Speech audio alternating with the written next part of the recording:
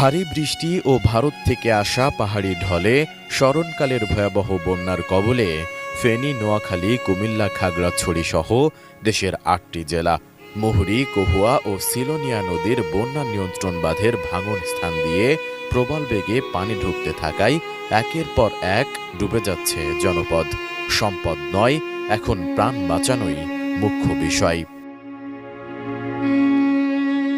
পরিস্থিতির অবনতি হওয়ায় বিদ্যুৎ বিচ্ছিন্ন হয়ে পড়েছে লাখ লাখ মানুষ। সেই সঙ্গে সব ধরনের যোগাযোগও বিচ্ছিন্ন হয়ে পড়েছে। এতে চরম দুর্ভোগে বন্যা কবলিত এলাকার বাসিন্দারা। বন্যার পানিতে ভেসে গেছে পুকুরের মাছ, ফার্মের মুরগি, গরু ছাগল সহ গবাদি পশু। নষ্ট হয়ে গেছে ফসলের ক্ষেত। নেই বিশুদ্ধ খাবারের পানি। পানির